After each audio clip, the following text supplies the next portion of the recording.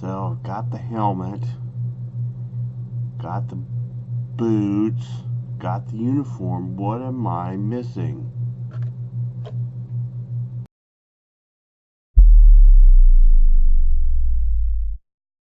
Greetings. So the answer to the question is a blaster. One blaster. Two blasters. What's a guy to do when he needs blasters? Well, he calls his friends over at Arsenal Models and say, "Hey, can I buy some blasters from you?" And they say, "Yeah, sure thing. Send me your address and I'll give you some money." And guess what? You get blasters. These are resin cast blasters. They're very well detailed. They feel good in the hand. It's going to feel and look good in a holster. Every time you carry one out on your uniform, everybody always wants to hold one. You're a little bit nervous because, like, you drop it. Yeah. But it's a solid cast, so it's nice. It's heavy. The last one that I had was cast in the regular tan, and it required a little bit more work than I think this is going to get going. If I really wanted this in a pinch, I could just throw a little bit of paint on there, stick it in a makeshift blaster, and be out the door tomorrow and have a great time. And then there's not a whole lot of work that needs to be done to it, sanding here and masking there. It's going to be a good build, and that'll be a build for another time. So when that happens, we'll get you going. We've all done it. We've all made that trip to the hobby shop with every intent on just going and buying some glue or a little bit of paint or some styrene, and you always, well, while I'm here, let me check just in case there's something new. That's what happened to me, and guess what I found? Optimus Prime. Optimus Prime. I think this is the first time they've ever done an Optimus Prime model released in the United States. If they've done one before, I had not seen it.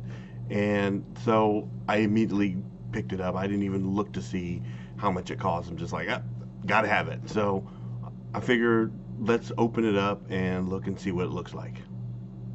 Just starting off with the box art, it looks great. Just seeing it on the shelf, and it was right next to all the Gundams, so you would almost assume it's another Gundam model, but boy, that Transformer sticks out like a sore thumb.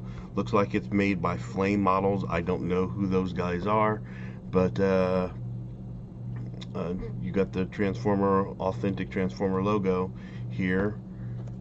It's not, I think it's the movie version. It looks a little bit different from that. So you flip it over to the back and look at the box art on the back. Good articulation with over 40 movable joints. Any pose can be set easily. Okay, that's a good sign. And with detailed design, the model kit reveals the powerful side of Optimus Prime. Looks like it's molded plastic, much like the Gundams and the Bondis. You have different color molded plastic. So realistically, if you wanted, you could most likely just paint it. Not even paint it, just put it together right out of the box and put it on the shelf, and it'll probably look good just sitting there just as it is. And that's great if you are not a seasoned model builder, if you don't want to take the time to weather or do anything else to it.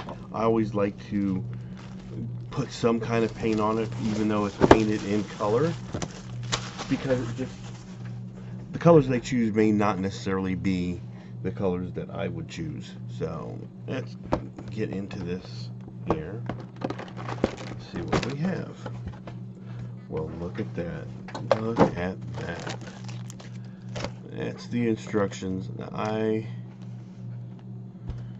It's the assembly instruction manual.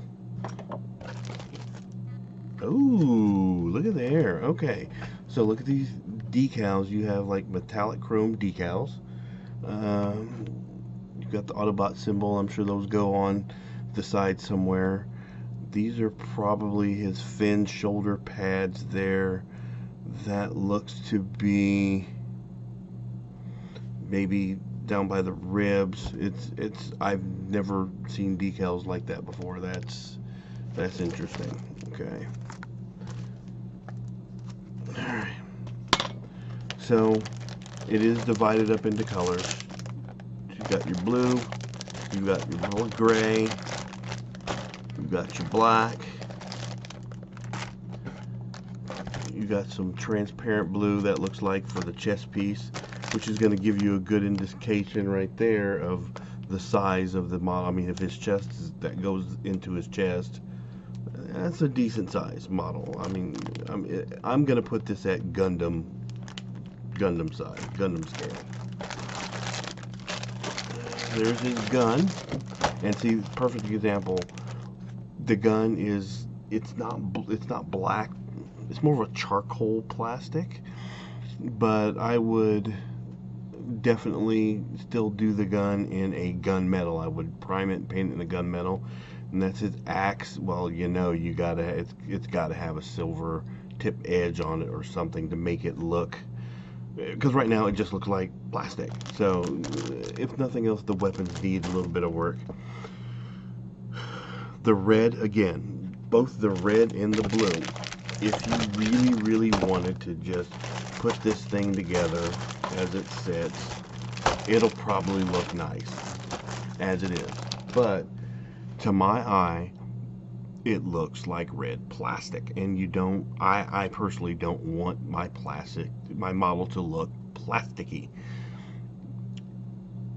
Even if you put a clear coat on there, a matte coat or gloss coat or something, it's gonna require some work, a little bit of work to just give it that little extra oomph.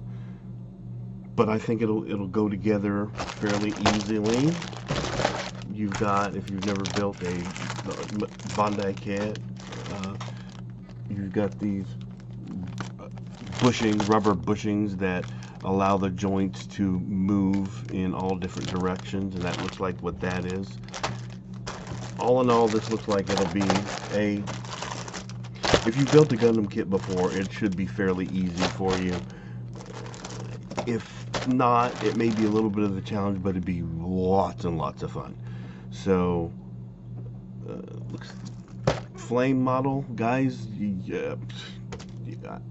got a 10 for me. I haven't even put this thing together. You got a 10. So, keep going. Give me a Bumblebee, man. Give me a I don't know, iron sides. But then again, it's probably dependent. Well, I guess I could go to the website and find out. Anyway, I hope you enjoyed that. I thoroughly enjoyed that. Time to put our model away, because I never build models that I just recently bought. They have to sit on the shelf and they need to marinate. But I am going to go and build something. So you know what time it is. It's time for you to go build something.